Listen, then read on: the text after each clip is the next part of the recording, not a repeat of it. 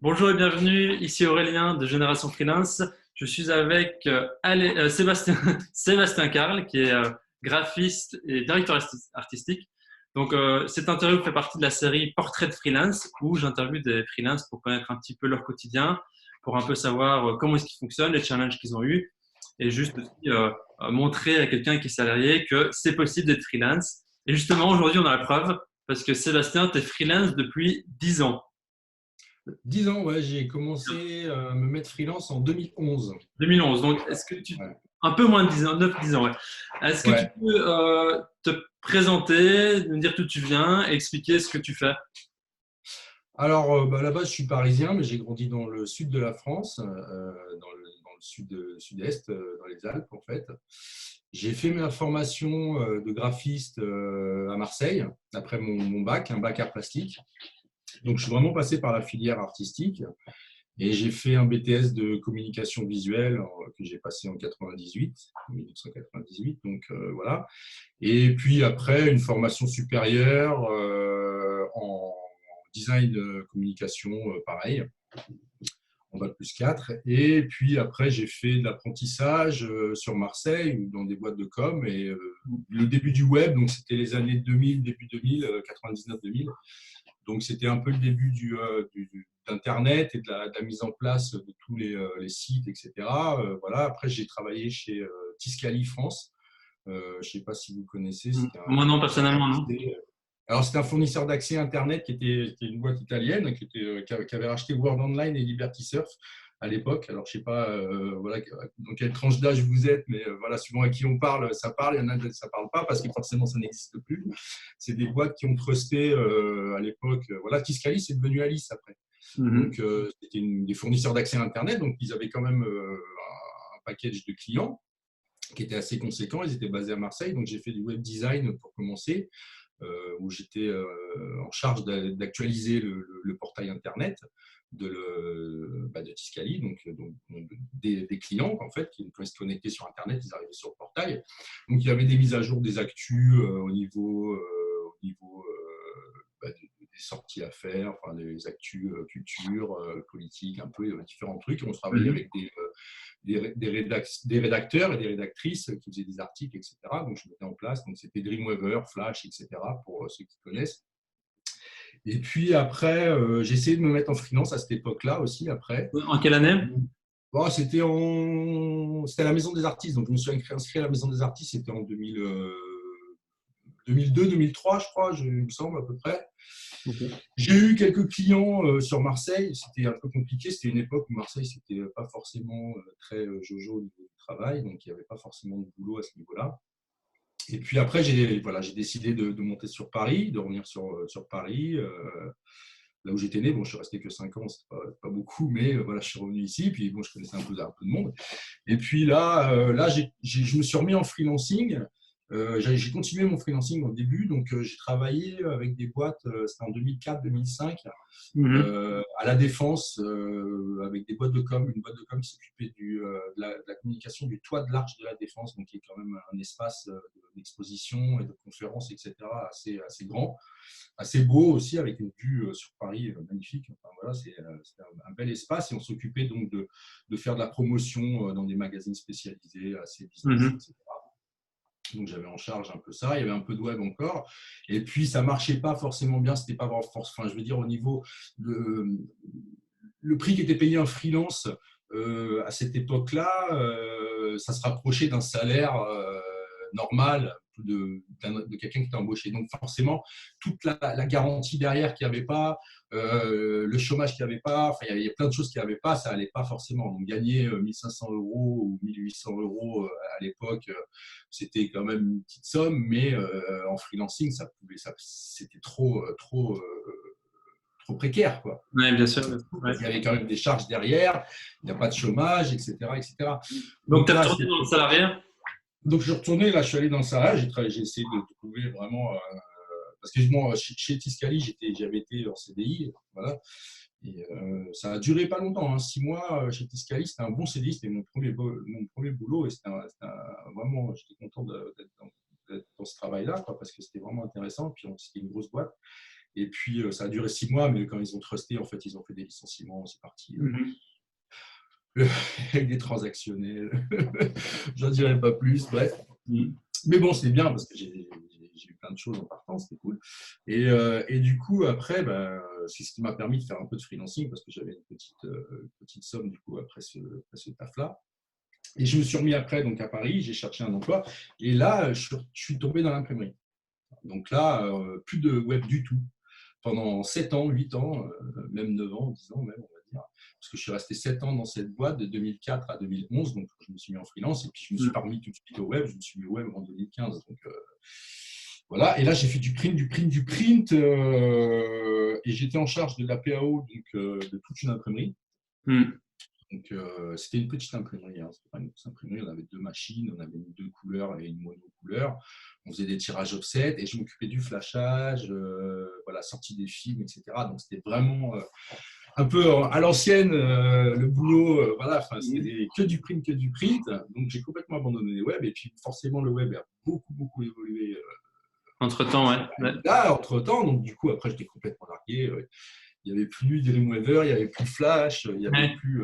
Mais donc, si je résume, pendant 10-12 ans, tu étais en alternance salariat puis freelancing. Puis après les 6-7 dernières années, tu étais dans l'imprimerie. En fait, non, c'est de 2000, parce qu'en fait, j'ai fait un apprentissage après mon BTS. Donc, la formation que j'ai fait en supérieur, elle était en alternance.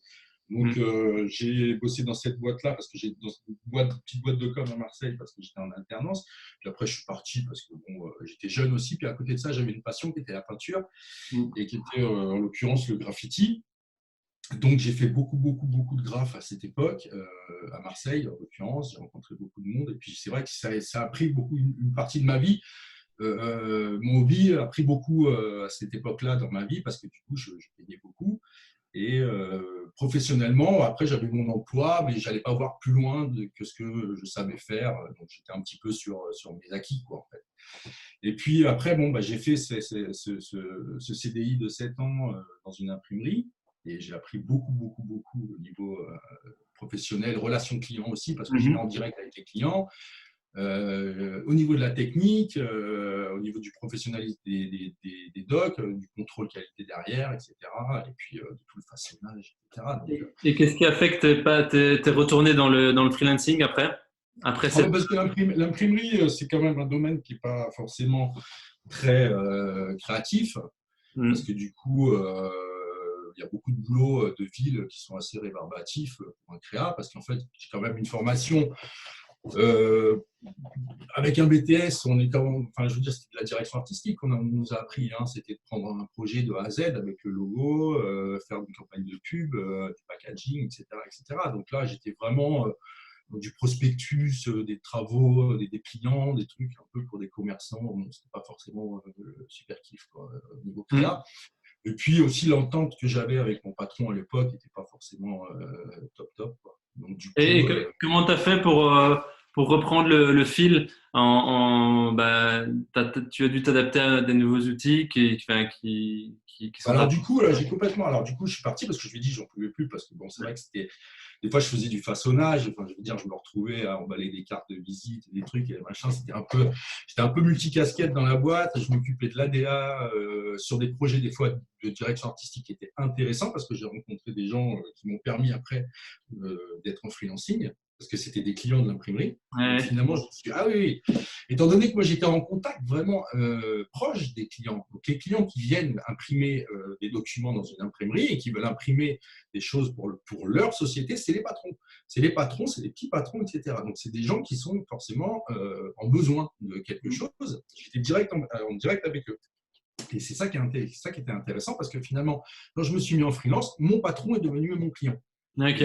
Intéressant. Le premier, donc je lui ai dit, écoute, on va voir, parce qu'il avait des difficultés financières, ce n'était pas forcément évident. Et je lui ai dit, écoute, tu me prends en freelance, tu ne me payes plus de salaire, mais par contre, tu ne me payes pas mon salaire, tu me payes aussi ce que tu payes avec l'URSSAF, etc. Donc, parce que c'est moi qui vais payer mon URSSAF.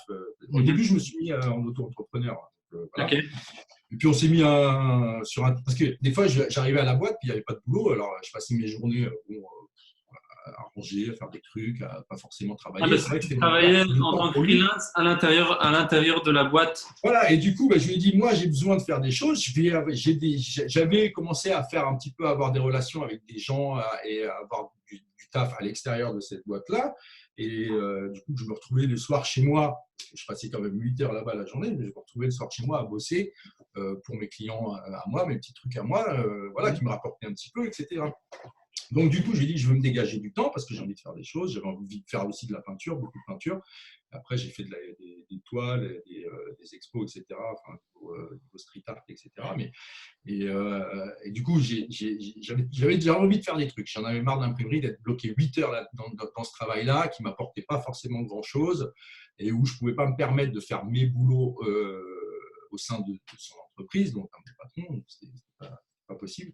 Donc, du coup, je suis parti et je lui ai dit, écoute, moi, quand tu as besoin de moi, tu viens, tu m'appelles, je viens et puis je travaille toute la journée. On se met d'accord sur un tarif. Au début, c'était 200 € la journée. Alors lui, il dit, tu vois, 200 € c'était énorme pour lui. Je dis, oh, mais écoute, c'est ce que je te coûte de toute façon en salaire. Voilà. Et en plus, là, tu vas me payer que les jours où je travaille. Ouais, Tu ne vas c'est pas me clair. payer les jours où je ne travaille pas. Donc forcément, si tu as besoin de moi un mois complet, ça va te coûter cher. Ça va te coûter ce que ça te coûte en tant que salarié, mais le jour où tu n'as pas besoin de moi, ça va coûter rien du tout. Alors qu'en CDI, ça va te coûter un bonbon.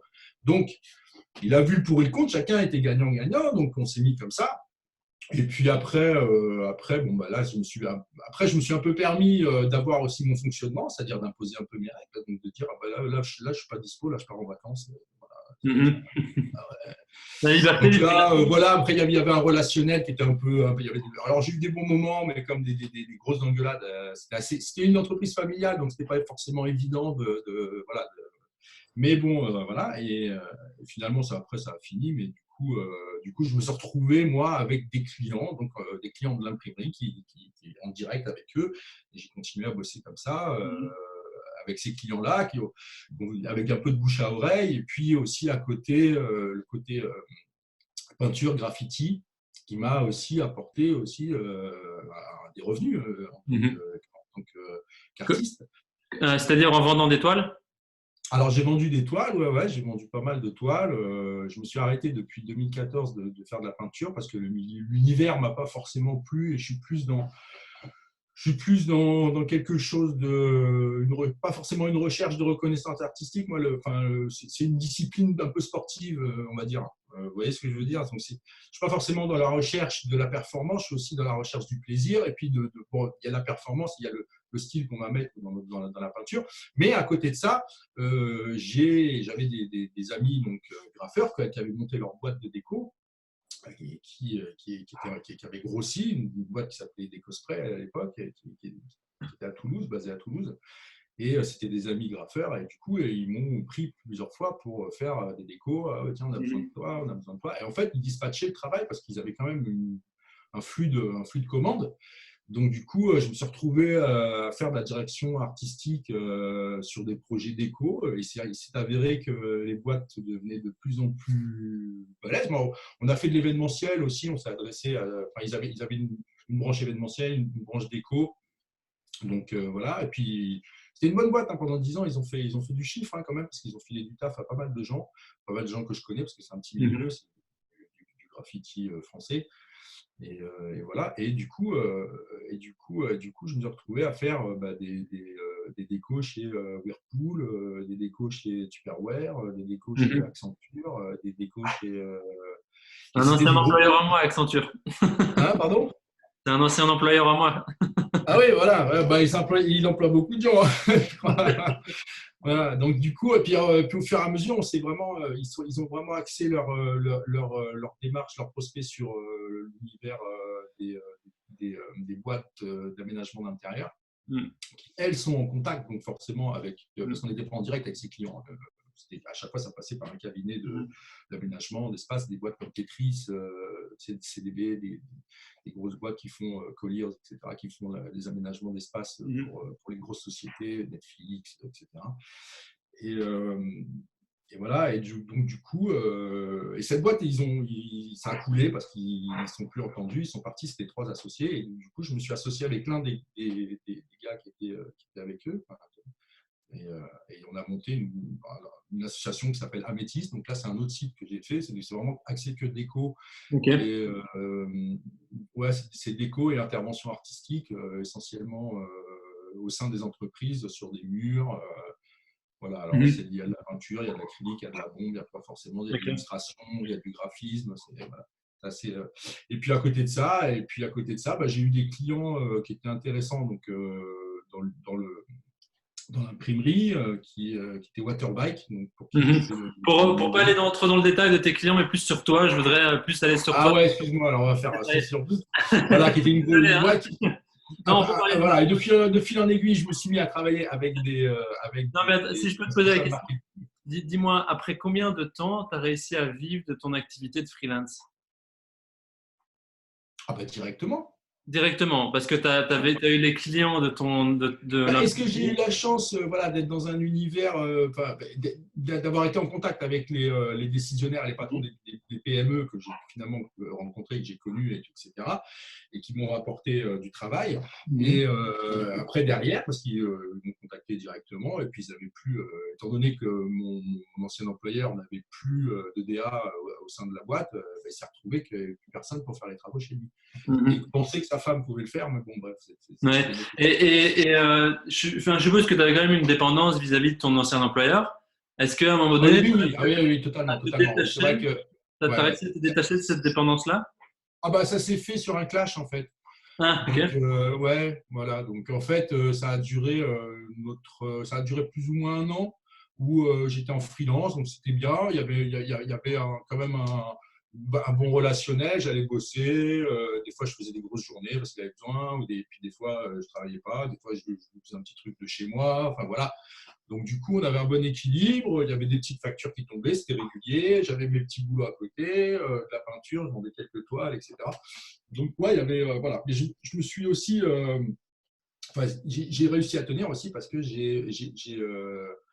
j'ai un peu multiplié mes activités. Oui. Voilà, Donc, tu j'ai avais le graphisme. essayé d'être hétéroclite dans mes activités, de ne pas être focalisé sur un truc.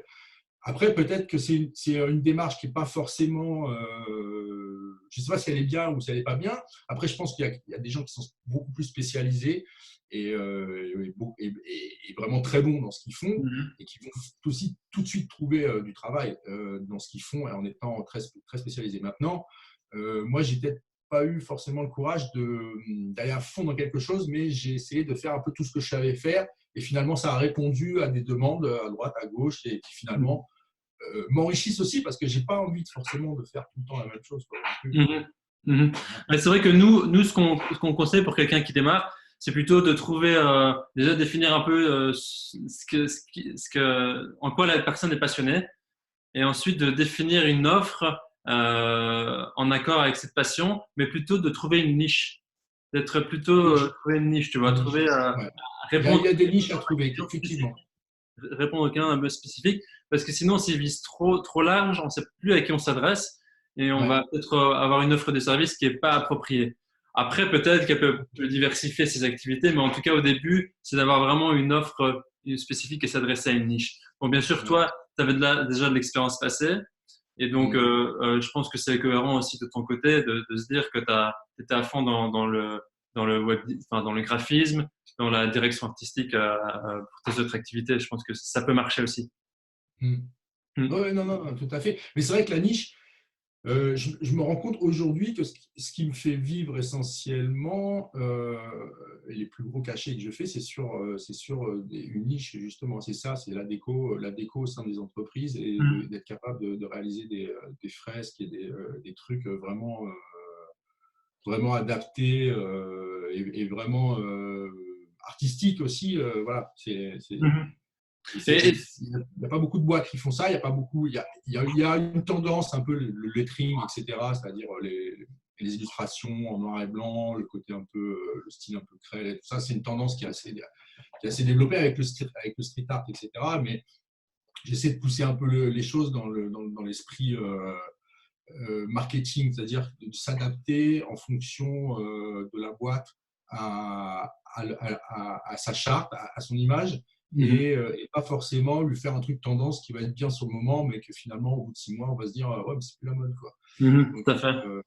voilà, il y a quelque chose aussi dans le graphisme aujourd'hui qui est un peu tendancieux à ce niveau-là, c'est que la multiplicité des médias, enfin, je veux dire, tous les sites qu'on trouve énormes sur la possibilité de faire ses cartes de visite, le nombre de stock logo, de photos, etc., qu'on a, on est capable. Quelqu'un qui est un peu malin, il n'a pas forcément besoin de faire appel à un graphiste pour faire quelque chose qui peut avoir un peu de gueule, quoi. Ouais, Donc, ouais. voilà. Après, tout dépend comment on se situe, mais je pense que voilà, Mhm. c'est un autre. Et donc, toi, ça fait donc 10 ans que tu as ta carrière de freelance. C'est quand même une belle carrière déjà. Est-ce que tu as eu des hauts et des bas pendant ces 10 dernières années? Euh, Oui, bien sûr, ouais, ouais. Bah, en Par fait, exemple, oui, oui. il y a eu un moment où tu t'es dit, bon, moi j'arrête le freelance, je retourne au salariat. Et qu'est-ce qui a fait que tu es resté dans le freelance?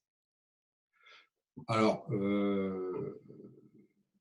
bon, en fait, au début, ouais, il y a eu des hauts et des bas. C'est surtout les moments, parce que, étant donné que j'avais fait quand même 7 ans de CDI, j'avais un chômage aussi. Mhm. Ce chômage il était très important aussi. Parce qu'au début, je ne vivais pas complètement finalement du freelance, pour revenir sur ce que j'ai dit tout à l'heure, mais j'avais quand même aussi le chômage à côté qui me permettait d'avoir un bon complément, quoi. Et il s'est avéré que, bon, au bout d'un moment, bah, il n'y avait plus il y avait plus de chômage, donc là, c'était fini. Et là, là, il y a eu un petit boule au ventre quand même. Pendant un petit moment, c'était pas évident, évident. C'était quoi comme période? Tu peux expliquer plus en détail? Est-ce que c'était le stress de l'avenir? C'était quoi qui te faisait peur? Bah oui, c'était de ne pas pouvoir payer mon loyer à la fin du mois, hein. Ah, ok, Vraiment, donc c'était oui, ça, quoi. donc pas pouvoir payer ton loyer, Oui, non, ne pas c'était. pouvoir trouver de clients, pas générer de revenus. Ben voilà, voilà, Et voilà. donc, Mais c'est un peu l'époque où je me suis, donc, du coup, où ça m'a poussé à aller chercher ce que je ne savais pas faire. Donc, et il a comment tu as fait fallu que pour te pousser? Est-ce que tu étais soutenu par les gens ou est-ce que tu t'es dit, t'es de nature à dire je fonce, j'y vais ou qu'est-ce qui t'a. bah, j'ai été soutenu par ma femme, ouais, et déjà, c'est très bon pour le travail Ouais. dans un relationnel qui est bien, Mhm. voilà. Je pense que c'est avoir un équilibre social, un équilibre privé. Mhm. Je pense que c'est important parce que si on est angoissé par quelque chose, etc., on va avoir du mal à se concentrer sur le travail déjà. Et puis après, j'ai dit, bah, c'est que j'avais pas trop le choix en fait. J'avais pas trop le choix. Et c'est là où je me suis remis au web. Et c'est là où j'ai mis la tête dans WordPress, où j'ai fait mon site internet, où j'ai mis mon site en ligne, j'ai construit mon site. Bon, j'ai du relationnel. Je connais des gens, je connais des web designers, des programmeurs qui m'ont un peu mis le pied à l'étrier, qui m'ont expliqué, voilà, c'est pas trop compliqué, tu fais comme ça. Mhm. Voilà. La mise en ligne, etc., etc. Et puis, bon, je l'ai fait une fois, j'ai commencé à mettre le nez dedans, et puis, bon, bah, j'avais pas forcément beaucoup de revenus, mais j'avais pas forcément beaucoup de besoins non plus. Mhm. Payer le loyer, on s'est retrouvés à deux, ma femme a travaillé aussi, donc il faut un soutien aussi à ce moment-là aussi, parce que c'est vrai que tout seul, c'est pas évident, Mhm. mais après, quand on est tout seul, on a moins de frais aussi, donc forcément, il y a plein de choses qui font que. Ouais. Et dis-moi, Et après, comment tu fais pour prospecter, pour trouver des clients? bah, j'ai pas forcément l'habitude d'avoir prospecté. Parce que tu as le bouche à oreille, c'est ça? J'ai beaucoup de bouche à oreille qui a fonctionné, hein. Par exemple, là, je suis en train de faire un site internet. Bah, c'est un client avec qui j'ai pas forcément beaucoup de travail en ce moment. Là, depuis 2, 3 ans, c'est un peu calme parce il a trouvé une agence parce que c'était un peu gros ce qu'il voulait faire.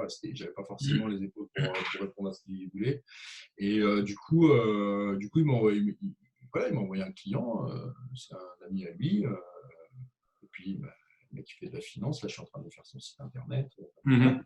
Ok. C'est du bouche à oreille, il y a beaucoup de bouche à oreille. Et puis aussi, bah, le fait que je me sois associé avec quelqu'un aussi sur la déco, euh, lui a un côté, on est vraiment complémentaires parce que du coup, moi, je suis capable de répondre aux demandes de ses clients et lui, il a des clients, il a du relationnel et il ramène des rapporteurs d'affaires et il ramène du travail. Mhm. Mhm. Donc, Au début, donc, quand tu t'es lancé, avais les clients de ton ancien boss, mais comment tu as fait pour prospecter? Enfin, quelles ont été tes stratégies de prospection? Il n'y avait pas encore il y avait les réseaux Ah, il sociaux. n'y avait pas encore. Ouais, non, j'ai pas forcément prospecté, hein. Là, c'était. Ouais, non, j'ai pas forcément prospecté. C'est arrivé. Bah, c'est sûr. Après, c'était au niveau artistique. J'ai fait pas mal de com au niveau. Je faisais de la peinture, donc j'ai essayé d'avoir une démarche artistique. Je faisais des toiles, etc. Ça, j'ai été pris dans une galerie qui m'a vendu des toiles. Donc, ça fait partie de ma prospection, mais la galerie, elle m'a vu dans une expo. Donc, Qui t'a acheté Mhm. Et voilà. aujourd'hui, quel est si tu peux dire, quel est ton plus gros challenge en tant que freelance? Mon plus gros challenge, ce serait vraiment de bosser sur des gros, enfin, de faire de travailler vraiment sur sur une marque et vraiment de créer une marque de A à Z, d'avoir un regard 360, parce que je pense qu'avec l'expérience que j'ai, je peux quand même essayer d'avoir un regard à 360 sur de la créa, quoi. Vraiment, voilà. C'est-à-dire le pôle comme interne, le pôle comme externe, donc du B2B, du B2C. C'est ce que j'ai fait beaucoup avec des clients en graphisme, enfin, parce qu'il y a eu d'autres trucs. Après, il n'y a pas forcément eu que ça. C'est-à-dire, quand je suis parti à l'imprimerie, je travaillais avec des boîtes qui avaient repris la com de marques que j'avais faites. En fait. Donc, du coup, je me retrouvais à bosser avec des boîtes, des agences qui s'occupaient d'une marque dont j'avais fait la charte graphique au départ. Mhm. Donc, de fil en aiguille, j'ai repris la com de ça. Et en 2014, j'ai fait vraiment la communication en B2C, c'est-à-dire avec de l'affichage national, etc. quand même. Et, du coup, c'est vrai que là aussi, j'ai eu pas mal d'expérience à ce niveau-là. Et du coup, aujourd'hui, voilà, j'aimerais vraiment pouvoir répondre à l'ensemble de la création de quelque chose qui tourne rond, quoi. Voilà comment on Mhm. dit. C'est-à-dire, de la création à l'aboutissement, Mhm. vraiment un Ah, c'est regard vraiment cool. sur l'ensemble, quoi. Voilà. Mhm. C'est pour ça que vraiment, après au départ, bon, c'est vrai qu'un BTS de com, c'est pas forcément de la DA, de la super DA. Il y a des mecs qui font que ça, de la direction artistique et qui sont vraiment calés là-dessus. Mais je pense ils sont un peu des fois déconnectés de la réalité. Ils n'ont pas forcément mis les mains dans le cambouis, quoi. Et du coup, c'est voilà, c'est là où les corps de métier après se dispatchent et on a différents.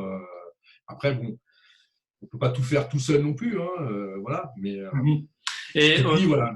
autre question pour toi, au niveau, en dehors des compétences que tu as actuellement, des compétences de graphisme ou dans l'art, quelles compétences as-tu dû développer pour devenir freelance? Ah bah alors, le web. Le web. Donc, En dehors des compétences web, est-ce que tu as dû développer des compétences en vente? oui, bien sûr, hein, forcément, quand je vais à des rendez-vous, ça c'est un peu plus récent parce que finalement, j'ai eu, au bout d'un moment, de m'endormir sur. Il y a des choses qui ont fonctionné pendant un moment, puis j'ai perdu des clients, j'ai perdu des marques, il y a des marques qui sont parties sur le bord des boîtes, et je me suis retrouvé des fois du jour au lendemain à Mhm. plus rien avoir. Donc c'est là où j'ai développé le web. Mais effectivement, je suis passé donc, dans des rendez-vous avec des agences. Avec des plateformes aussi. C'est assez plus récent, ça fait à peu près 3 ans que je développe un peu le commercial. Et c'est vrai que ce n'est pas forcément quelque chose dont j'avais l'habitude. Mais voilà, donc euh, ouais, savoir développer. Et puis c'est surtout aussi se donner une image, arriver à se donner une image à soi. Je Mhm. pense que c'est quelque chose aussi qui est assez primordial, qui est pas forcément, qui va pas de soi, ça ne va pas forcément de soi de se donner une image à soi, c'est-à-dire de dire voilà, moi je suis un tel, je sais développer, enfin voilà, de se donner sa propre image. Et en tant que professionnel dans ce domaine-là, c'est un peu comme le cordonnier, quoi. Oui. C'est pas évident. C'est souvent le cordonnier qui est le moins bien chose. Voilà. C'est vrai. Mais donc, Et c'est c'est ça vrai l'idée. qu'après, c'est au niveau, c'est Savoir développer se faut des vendre. capacités. Ouais. Vas-y, Ouais, vas-y. voilà, pour se vendre, c'est développer des capacités après, justement, à savoir développer des discours lors de rendez-vous, déjà pas avoir peur, être sûr de soi. Ça, je pense que c'est quand même il faut quand même être sûr de ce qu'on fait. Il faut quand même se dire qu'on ne se trompe pas. Il faut pas avoir peur. Faut pas avoir peur. Donc ça, c'est clair que faut développer quelque part aussi une faculté à vivre, à savoir endurer le stress et se dire que finalement, le stress n'est qu'une excitation. Finalement, le travail nous excite en permanence. On est là. Enfin, moi, je suis là. À chaque fois que j'ai un tas, je me dis, ouais, c'est super. Ouais. Donc forcément, aller le chercher, c'est une phase qui est un peu compliquée. C'est un challenge de se dire. Puis c'est un honneur aussi, quelque part, à chaque fois que quelqu'un vient vous voir et puis vous dise ah, j'ai besoin de ça, j'aimerais bien qu'on puisse le faire et tout, que tu puisses me faire, j'ai envie de travailler avec toi. Ou voilà. Je pense que Et les puis, gens sentent la passion derrière, hein. Si tu es passionné, je pense qu'un bon freelance, convaincu et convaincant. voilà. Il faut que les gens sentent la passion. Il faut aussi après, il y a les références de la personne aussi. Il y a plein de choses qui rentrent en compte. Mais et puis, être freelance, c'est enfin, la liberté. Enfin, c'est une liberté qui est entre guillemets finalement parce que on est libre, mais des fois on n'est pas libre parce que finalement, dès qu'il y a du travail, on est contraint de le répondre. Et puis on se fait un peu malmener euh, dans le sens où bah, si on n'est pas dispo, il y en a d'autres qui sont dispo, quoi. Oui. Donc garder une fidélité d'un client et tout, c'est pas évident parce que Oui. là, je me suis retrouvé là, avec ce cas de figure. J'ai eu un pic d'activité au mois de novembre, décembre, là où j'étais complètement débordé. Et, et je me suis retrouvé à dire non à un client qui était régulier, qui était quelqu'un que je connaissais bien, et je lui demandais ça peut attendre et tout. Il me dit ouais, bon, je ne savais pas trop, mais finalement, ça n'a pas pu attendre puisqu'il allait voir ailleurs et il a fait faire ailleurs le truc, quoi. Ok. Et il n'est J'ai pas perdu revenu un vers client. toi. Pour répondre à un autre client, j'ai perdu un client. Donc, Oui. alors, c'est pas forcément tout le temps, hein. Si c'est tout le temps comme ça, tant mieux, à la limite. Oui. C'est pas grave. Voilà, si les gens ils veulent vraiment. Mais bon, après, il y a aussi des niveaux dans les travaux. Je veux dire, il y a des travaux pour Et lesquels quelle on a. qualité une personne doit avoir pour devenir freelance, à ton avis? Quel, pardon? Quelle qualité une personne doit avoir pour devenir freelance? On parle souvent d'autodiscipline, parce qu'il faut savoir Ah oui, ouais. s'organiser soi-même. Est-ce que tu as d'autres qualités qu'une personne doit avoir? Ah, il faut de l'autodiscipline, ouais. Il faut de l'autodiscipline. Il ne faut pas se laisser aller. Ça, c'est sûr. Euh, Au début, étant donné que j'ai beaucoup fonctionné avec le bouche à oreille, j'avais plutôt tendance à pas forcément donc aller sur la prospection, effectivement. Mhm. C'est un manque que j'ai eu beaucoup et du coup qui a généré aussi des phases de stress parce que du coup je savais pas comment faire, j'étais un peu paniqué, je savais plus où aller. Donc voilà. Mais voilà de la sérénité aussi. Il faut quand même un peu de la sérénité, être serein parce que sinon on va faire des maladies après, Mhm. Oui, c'est maladies clair, c'est clair. cardiaques, va devenir un petit peu angoissé, on va devoir prendre des médicaments, etc. C'est pas forcément conseillé, quoi. Mhm. Voilà, quoi. Bah, il faut essayer de tenir, voilà, et puis d'assumer, et puis d'avoir vraiment un recul sur ce qu'on a assumé comme responsabilité et ce qu'on est capable d'apporter en force de travail et en revenu, quoi. Mhm. Voilà. Si je prends, imagine, je reviens 10 ans en arrière, est-ce que tu le referais d'être freelance? Ah oui, absolument, c'est indéniable. C'est indéniable. Bah, de toute façon, Ouais. pour être court, après, ça, on a beaucoup parlé des questions travail et personnel, enfin voilà, de facultés à développer, mais sur l'aspect financier, euh, c'est le jour et la nuit. Et t'as pas de plafond quand Ah, tu peux si, être en il y bas a un comme plafond. Je suis à la Maison des Artistes, il y a un plafond qui était à 35 000 jusqu'à Macron et puis qui est passé à, je crois, le double, donc 70, Mhm. 15, 75 000. Voilà. Après, je paye des impôts, voilà, mais non, oui, il y a pas de plafond. Et puis, c'est un peu comme un jeu, quoi, finalement. Il y a l'excitation. C'est un peu comme un jeu, c'est bizarre, mais c'est un peu ça. C'est-à-dire que l'univers du business, l'univers des boîtes, etc. Et c'est comme un peu un jeu vidéo. Enfin, la vie professionnelle, des fois, c'est un peu ça, quoi. Je joue, je gagne, je gagne, je peux, voilà, j'ai rien à faire, bah, je joue pour moi. Donc, je vais regagner plus derrière parce que je vais montrer que voilà, je suis monté d'un cran. Et je pense que voilà, il faut monter, Je pense qu'il faut avoir un petit package derrière, c'est-à-dire un petit peu d'expérience dans. Je pense qu'un minima de 5 ans d'expérience, c'est bien quand même. Parce qu'un freelance à 20 ans, il va se faire bouffer tout cru, quoi. Ouais, il y en a qui Il va se arrivent. faire bouffer par les bois. Qu'est-ce que tu ferais différemment à tes débuts? Si tu devais refaire le début, qu'est-ce que tu ferais différemment? Ah, je me remettrai dans le web plus vite, déjà. Ouais. T'aurais Donc, attendu moins longtemps. je me remettrai plus vite dans ce que je voulais savoir faire et que j'ai mis du temps à savoir faire, enfin, à m'y mettre. Donc là, vraiment, je pense que quelqu'un qui veut s'y mettre, il faut qu'il se dise qu'il aille à fond dans ses aspirations personnelles. De se dire, j'ai moyen de faire ça. Vas-y, fais-le, quoi. Fais-le. Et puis, après, c'est bien que ce soit en rapport aussi avec le travail qu'il avait avant. Forcément, c'est une continuité. Voilà. Je pense que la branche sera plus solide si c'est pas quelqu'un qui change d'activité du jour au lendemain. Ouais. Parce que arriver comme ça sans expérience, dire bah, moi je viens de là, mais j'ai envie de faire ça et tout, c'est vrai que ça peut se faire et je pense que c'est plus dur encore. Oui, il faut se former.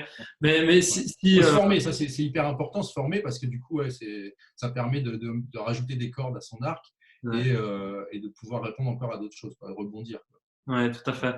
Mais c'est Là, justement. j'ai fait 2 formations j'ai fait 2 formations récemment et ça m'a apporté des trucs parce que du coup, je réponds à des travaux que je ne savais pas faire il y a 2 ans. Ouais, ça développe ton portefeuille de services. Ouais. Motion et 3D, quoi. Donc, voilà. Super. Et si, quel conseil tu donnerais à quelqu'un qui est, par exemple, designer ou graphiste en agence pour l'instant et qui pense à se mettre en indépendance, se mettre freelance? Qu'est-ce que tu lui dirais? Je lui dirais d'essayer de voir, d'être sûr où il va, parce que je pense que c'est important de savoir où est-ce qu'il va aller et par rapport à son travail, et surtout à qui il va s'adresser directement. Je pense pas forcément qu'il faut se reposer sur les plateformes ou les trucs comme ça, de tous les sites qu'on voit en ce moment. Il y en a beaucoup qui fleurissent en ce moment. Donc c'est vrai que un jeune freelance qui est en agence, parce que les agences, ça fonctionne beaucoup avec des jeunes jusqu'à 28-30 ans. Et puis au-delà de 30 ans, j'ai l'impression que elles changent, elles prennent des jeunes parce que finalement ils coûtent moins cher, ils sortent de l'école, ils sont plus frais sur les dernières technologies. Sur le dernier vocabulaire qu'il faut avoir. Et puis voilà, donc elles repartent avec ça parce que finalement, elles ont toujours un directeur de création ou un directeur artistique qui manage tout ça, qui lui a d'expérience. Voilà. Donc, qui lui a un DA, de 35-40 ans, qui a d'expérience dans le métier, qui chapeaute tout ça. Mais donc un freelance jeune, moi j'ai envie de lui dire, continue un peu à travailler au sein d'une boîte pour avoir ta sécurité quand même dès le départ, mais ingurgite. Je pense que le freelancing, à mon avis, un vrai freelance, enfin, je sais pas, un vrai, mais un freelance qui tiendra, de par mon expérience, voilà, je pense qu'à 30 ans, il faut avoir un petit minimum de maturité dans le cerveau. Pourquoi est-ce que tu penses que… Je ne veux pas dire que les jeunes sont bêtes ou quoi, mais je pense que… C'est justement un débat. Hein. Pourquoi est-ce que tu penses qu'il faut attendre je suis d'accord qu'il faut un petit peu d'expérience, il faut, mais est-ce qu'il faut absolument être en agence pendant des années pour pouvoir devenir freelance? Est-ce que tu ne penses pas que c'est possible de le devenir même à 23 ans, 25 ans? Après, alors après, s'il y a du talent, il y a des gens qui ont du talent, forcément, ils peuvent le faire directement. Après, s'ils savent se faire connaître, ils ont toutes les cordes de métier et voilà, pour faire de leur propre com, et qui savent que ça va marcher. Oui, j'en connais qui ont fait ça, c'est vrai que des jeunes, mais c'est des gens qui ont vraiment du talent, quoi. C'est vraiment des mecs. C'est souvent aussi des jeunes qui en veulent, je pense, et qui sont passionnés et qui veulent avoir une activité en accord avec eux-mêmes, quoi, avec leurs aspirations et leurs valeurs, et qui alors après, c'est dangereux aussi aujourd'hui dans l'ubérisation du travail. Oui. Et c'est le problème de ça. Et je pense que les jeunes, il y a beaucoup de jeunes qui travaillent à des tarifs qui sont pas les tarifs normaux, quoi. Et justement, ces jeunes qui commencent et qui en fait qui se font un peu presser par les entreprises parce qu'ils vont baisser leur prix. Qu'est-ce que tu leur dirais pour éviter cette confrontation ou bien justement pour éviter d'avoir cette situation de baisser ses prix parce que c'est pas obligatoire au final. C'est juste, Non, c'est pas obligatoire, mais tu leur dirais. après, c'est une question d'offre et de demande hein, aussi, hein, quelque part. C'est des métiers où il y a beaucoup de gens qui sont engouffrés dedans. Du coup, il y a une offre qui est énorme. Donc, c'est pour ça que les tarifs baissent et ou n'augmentent pas forcément en fonction des années, enfin, au fur et à mesure des années, quoi. Mais je trouve que au niveau des tarifs, j'ai pas forcément augmenté mes tarifs depuis 10 ans, quoi. C'est Mhm. quasiment un peu pareil, quoi. Donc, Mais c'est vrai que comment est-ce que tu as réagi quand tu as une entreprise qui te dit oui, vous êtes trop cher ah oui, comment... je leur dis, allez-y, fonctionnez avec un jeune. Ouais. Si vous avez un jeune super qui connaît tout déjà bien, qui a un œil photographique, qui a un œil graphique, qui connaît un peu le web, qui arrive à vous répondre, à répondre à votre demande, il n'y a pas de problème. Maintenant, faire une affiche, faire un logo, ça, il y avait beaucoup de gens qui savent le faire. Donc, tout dépend de qui on vise et de l'offre, enfin de l'offre, voilà, de ce que Mhm. la personne a à offrir aussi. Hein. Mhm. Parce qu'un tarif d'affiche, on peut dire, ah, moi je fais une affiche pour 50 euros, ah non, moi je fais une affiche pour 500 euros, moi je fais une affiche pour 5000 euros. Donc on Ouais. a tout dans les freelances, quoi. Et Ouais. c'est ça, les gens sont complètement perdus, mais ils sont Ouais. complètement, pas les professionnels, je parle des clients Ouais, potentiels. des entreprises qui sont demandeuses, ouais, ouais, tout à fait. Oh, mais attends, moi, il y en a un, il me fait à 50 euros. Eh ben, va le voir. Va Ouais. le voir, mais enfin, fais au mieux et ton propre jugement par rapport. Enfin, là, je parle plus aux clients et ton propre jugement par rapport à ce que peut te sortir ton prestataire et, Mhm. vois ce que ça vaut réellement. Voilà, c'est tout. Euh, c'est tout ce que j'ai à dire. Après, les choses, elles se font naturellement. Un, un- un plombier, il ne va pas avoir le budget d'une boîte du CAC 40, quoi. Ouais, Et tout à voilà, fait. donc il y a des graphistes pour tout le monde. Je pense qu'il y a des freelances pour tout le monde. Maintenant, si tu travailles pas cher, il te faut beaucoup de clients. Mhm. Ouais, Donc, vas-y, va les trouver. ouais, ouais. Voilà, c'est pas forcément de la dévalorisation du travail. C'est à chaque client un travail, voilà. Mais je pense Une qu'il y a des stratégie, ouais. graphistes. Mhm. Voilà, il y a des graphistes qui font. Moi, je pense qu'au début, je m'adressais pas, je n'avais pas la même clientèle qu'aujourd'hui. Mhm. Et au fur et à mesure de mon expérience, je pense que chacun évolue, on évolue dans son travail, on s'améliore, on devient meilleur dans chaque travail. Et on ne peut pas tout savoir dès le départ. Ou alors, Mhm. on est vraiment très talentueux, il y en a, mais c'est Mhm. ça. Ok. Bah, écoute, l'interview touche à sa fin. Est-ce que tu Ok. voudrais donner un autre conseil, un dernier conseil aux gens qui nous regardent? Eh ben, de ne pas tomber malade et de rester confiné. Alors, je ne sais pas quand est-ce que ça va passer, j'espère que tout sera fini. Et puis voilà, bon, moi, ça n'a pas changé trop mes habitudes, donc j'espère que pour vous aussi, bah, de toute façon, le télétravail, on connaît, c'est notre mode de fonctionnement. Et puis, on est bien à la maison, prenez soin de vous, faites attention, et puis bossez sur votre image. Voilà, c'est votre image, C'est le moment. Ouais. faites votre site, faites votre machin, faites votre profil, peaufinez vos photos, peaufinez vos trucs. Quoi. Ok. S'il n'y a pas de boulot, comme ça, quand ça repart, on est On est dedans. prêt, quoi. Ouais. Voilà, voilà. Et puis, voilà, finissez vos boulots en cours. Mais c'est vrai que les clients, là, ça Ok. sonne pas. Enfin, les gens ça a disparu. En Un espérant mode que ce pause. soit. Ça va. Voilà, voilà. Merci.